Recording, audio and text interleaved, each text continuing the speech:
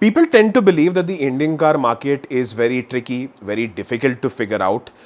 But based on this one example, the solution to success, as it was, seemingly is very obvious. Make a car that is good looking, give people the choice as to what powertrain they want to drive that car with, and load it up with enough features that people feel that they've got adequate value out of the car. Recipe seems super simple, yet something that a lot of manufacturers, new manufacturers, have kind of struggled with. But there's one exception, Kia. Yeah. So they entered India in 2019 with the Seltos. That was the first product that they had to offer for India. Runaway blockbuster. It's put Kia India on the map for a lot of even first time buyers. And fast forward 4 years, technically we should have had a new Seltos by now, but Kia's chosen to give it a facelift. But I don't really mind it because the facelift is quite extensive. Yeah, and let's begin with what they've done with the car visually first. And this always becomes a sort of tricky space because a lot of time what will happen is that with a facelift, manufacturers can land up making changes for the sake of it. And often what will happen is you make the car look weirder, more polarizing, or worse than before.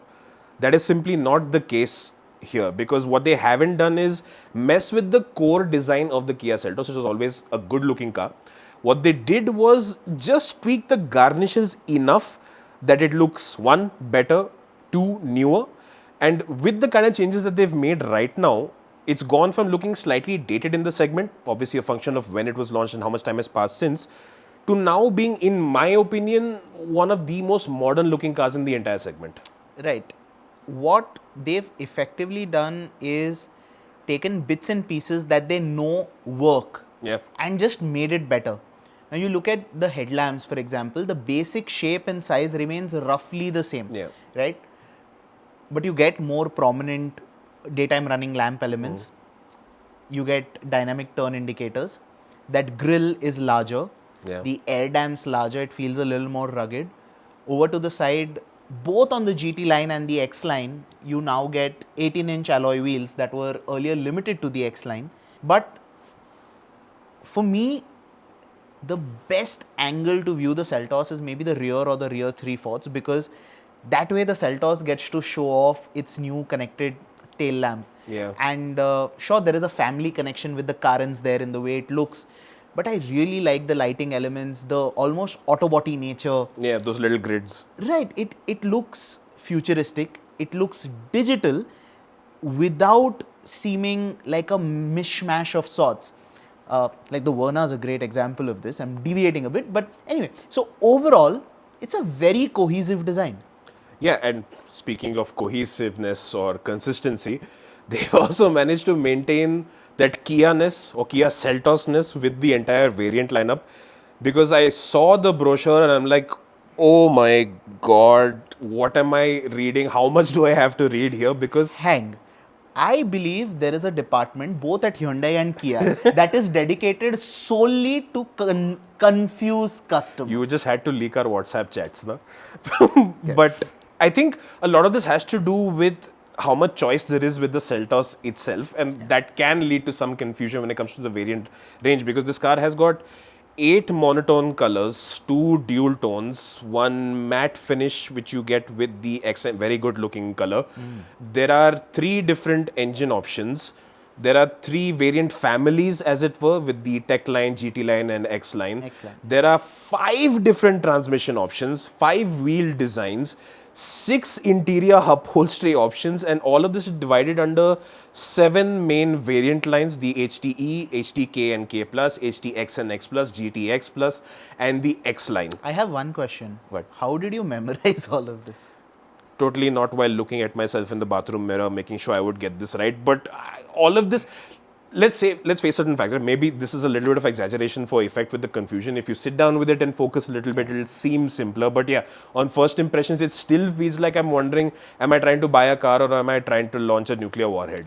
Okay, I get the confusion and I'm in the same boat because I'll be breaking down the variants for you in the variants explained episode on Car Dekho, subtle plug. Anyway, you can watch that whenever that comes out. But with the Seltos facelift, I love the fact that Kia's maintained choice. Yeah. So you still have the 1.5 petrol. You get to pick that with a manual or a CVT. The 1.5 liter diesel is not going anywhere. It still continues to remain one of the two diesel options that you have in the segment. That too is offered with an automatic. There's no manual there. There's IMT. Kia's choosing to do something different. No manual. The turbo petrol was briefly discontinued when Hyundai made the shift from 1.4 to 1.5. Kia chose not to do it for the Seltos for a very brief period of time. But the 1.5 turbo petrol is back in the Seltos. And how? 163 horsepower straight to the top of the food chain. Do you think it will outdrag a Kushaq or a Taigun? That's a big question with the transmission coming into play a fair bit. But that is also sort of indicative of what they've done with this facelift, because they've given people a fair bit more to brag about with this update of the Seltos. Because with the exception of maybe the option of a hybrid powertrain that you only get with the Toyota twins, they have given you almost everything, and they've picked up USPs from different alternatives that were there in the segment. So there was an electric sunroof before, but now it's panoramic. And I think you get that with the HTK plus turbo and the HTX.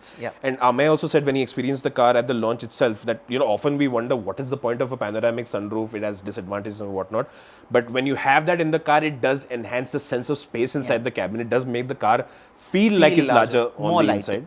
And then even with the HTX Plus, I think you get that brown and black combination on the inside, which makes it feel so much premium, even more so than the variants that are there above it. And it's still feature rich again. So it's got dual zone climate control, there are traction modes, there are drive modes. It's got a power driver seat, there's a heads up display, there's a Bose sound system. It still has the 10.25 inch touchscreen that it always had. But now it gets a new 10.25 inch for the instrument cluster as well. It's essentially the same display from the Alcazar and the Tucson. And it's integrated beautifully. It's like one seamless band of screen on your dashboard.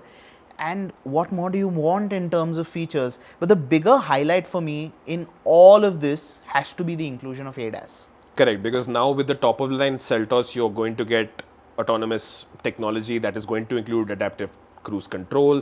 There's rear cross traffic alert and crash avoidance. There's blind spot monitoring and crash avoidance.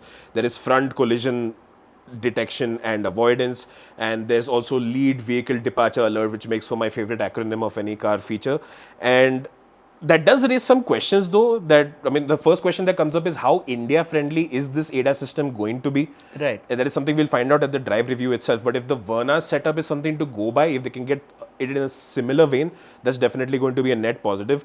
And a bigger question, even more so, is how much more expensive is the Seltos now going to get? Because they haven't announced prices as of now. Yeah, as of recording this, we don't know what the Seltos is going to be priced at. But in general, these 4.3 meter SUVs start at around 10.5, 11ish for the base spec. The Seltos right now is in that price range as well, but I'm expecting prices to go up slightly. Not too much for the HTE, HTK and the HTK Plus variants, because the feature list is more or less same as the pre-facelift.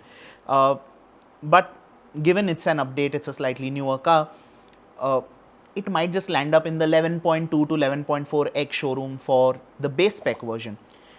But right at the top with the HTX Plus, the GTX Plus, the X line, with features like the additional screen coming in, ADAS coming in, prices are definitely going to go up. And the top spec X line, I wouldn't be surprised if it costs anywhere between 20.5 to 21 lakh X showroom. That sounds about right.